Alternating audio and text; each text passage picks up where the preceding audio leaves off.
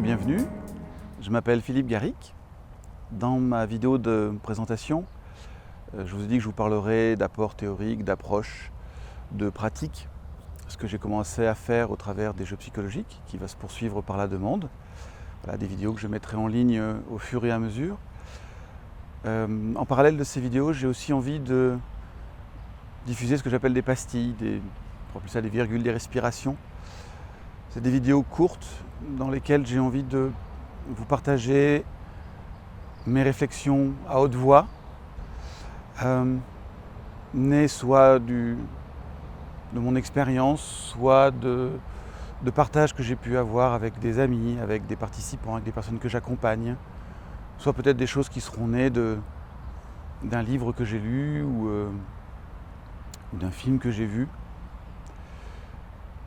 Voilà, l'idée pour moi c'est presque dire de réfléchir avec vous. Alors moi au travers de la vidéo, peut-être vous au travers des commentaires que vous voudrez bien laisser. En aucun cas, j'ai envie que ces vidéos soient porteuses de morale ou d'éthique. Non pas que j'ai pas de morale ou d'éthique, mais j'ai la mienne et je vous invite à voir la vôtre. Et je ne prétends pas détenir celle que nous devrions tous avoir. Voilà, donc vous avez le droit d'être d'accord avec ce que je raconte, de ne pas être d'accord avec ce que je raconte. Vous avez le droit de l'exprimer. J'espère juste que ce sera dans une forme respectueuse, parce que parfois sur les réseaux sociaux, j'ai l'impression qu'il y a des personnes qui arrivent à se lâcher et à confondre ce qu'elles veulent dire avec le comment elles le disent. Voilà, peut-être que certaines de ces pastilles seront des évidences pour vous et peut-être qu'elles seront un éclairage pour d'autres. Et peut-être qu'à d'autres moments, ce sera l'inverse. J'imagine aussi très bien qu'au travers des commentaires que vous pouvez laisser, vous pouvez venir compléter aussi tout ce qui sera raconté dans ces pastilles. Alors la première pastille que j'avais envie de vous laisser s'appelle « Les valeurs de mon frigo ». Sous ce titre, j'ai envie de vous parler de la notion de valeur. Alors les valeurs pour moi, je dirais ma propre définition, c'est ce qui est important pour moi, c'est ce à quoi j'ai envie de contribuer, c'est ce qui a du sens, c'est là où j'ai envie de mettre mon énergie, ce à quoi j'ai envie d'être vigilant, ce qui m'importe. Dans les valeurs que vous pouvez avoir, vous pouvez avoir la valeur amour, vous pouvez avoir la valeur partage, vous pouvez avoir la valeur famille, certains ont la valeur argent. Donc la valeur va se nommer par des choses qui peuvent être des besoins, parfois des choses qui peuvent être des stratégies. Et j'ai envie de vous en parler parce que j'ai réalisé quelque chose il y a quelques temps déjà et que j'avais envie de partager mais je n'avais pas le support et je me rends compte que les vidéos s'y prêtent. Il y a très longtemps maintenant, j'ai fait un premier stage dit de développement personnel. Et dans ce stage, nous avons passé, je sais pas, peut-être 2 heures à travailler sur nos valeurs. Et à l'issue du stage, je suis rentré avec une liste des, je sais pas, 5 ou 10 valeurs les plus importantes pour moi. Et j'ai fait comme l'intervenant nous a dit, je les ai placardées sur mon frigo. Et j'étais fier, j'avais des valeurs. T'as vu mes valeurs un peu, hein? Moi j'ai des valeurs, moi. Moi, monsieur, j'ai des valeurs. Bon, déjà, je pense que nous avons tous des valeurs, même si nous n'avons pas conscience que nous avons ces valeurs-là. Elles vont se manifester au travers des choix de vie que nous allons faire, des oui, des non que nous allons poser. Mais je me suis rendu compte, alors peut-être pas très rapidement, j'ai peut-être mis un peu de temps pour ça, qu'avoir des valeurs sur mon frigo, ça sert à rien. Et que ça fait, comme peut-être des cadres que vous avez mis dans la maison, au bout d'un moment, je passe devant et je ne les vois plus. Et puis je me suis rendu compte aussi qu'il y a d'autres endroits où la notion de valeur est importante. Par exemple dans l'entreprise, dans les organisations, dans les associations. Vous allez parfois voir apparaître des valeurs. Dans certains cas, elles sont même affichées dans un joli cadre à l'entrée de l'entreprise ou des locaux de l'association. Dans certains cas, ce sont les valeurs du créateur. C'est ce que lui voulait, ce à quoi il voulait contribuer au travers de de l'entreprise qui est la sienne, l'entreprise en termes d'entreprendre, hein, pas uniquement en termes de société. Dans d'autres cas, ça peut être des valeurs qui sont nées d'une réflexion autour du comité de direction ou avec les collaborateurs. Peut-être que dans certains cas, c'est des valeurs qui sont venues un peu plus de l'extérieur de cet environnement-là. Et je me suis rendu compte que dans certains cas, pas dans tous, hein, mais ces valeurs-là, placardées sur le mur de l'entreprise, n'avaient pas beaucoup plus de valeur, si vous me permettez, que celles que j'avais sur mon frigo. Et puis, vous pouvez aussi vous rendre compte que sur certains édifices, comme les édifices publics, en tout cas certains, il y a des valeurs. Liberté, égalité, fraternité. C'est de très belles valeurs. Mais je dirais que tant qu'elles sont juste placardées sur le fronton d'une mairie ou d'un bâtiment, c'est pas plus efficace que les valeurs que j'ai sur mon frigo. En fait, je voulais vous parler des valeurs parce que j'ai vraiment pris conscience que avoir des valeurs, c'est très facile, tout le monde peut en avoir. Ce qui me semble intéressant, c'est de se demander, mais concrètement, ça change quoi dans ma vie d'avoir cette valeur-là?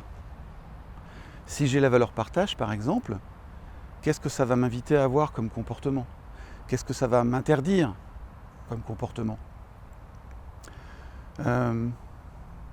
Si, je sais pas, je suis une entreprise et que j'ai la valeur exemplarité, par exemple, remise en question, pareil, qu'est-ce que ça va induire dans les comportements que nous allons promouvoir au sein de l'entreprise ou dans l'entreprise et son environnement avec ses fournisseurs, ses clients, dans l'achat de ses matières premières, par exemple. Je me dis, par exemple, que de grosses entreprises qui, d'un côté, vont donner de l'argent pour je sais pas moi, aider des enfants dans des pays défavorisés, alors que c'est dans le même pays qu'ils font fabriquer je sais pas moi, leurs chaussures, leurs chemises, leurs composants. Peut-être parfois à bas coût. J'ai vu des reportages par exemple dans les conditions de travail en Chine. Je me dis voilà, jusqu'où cette valeur-là a du sens.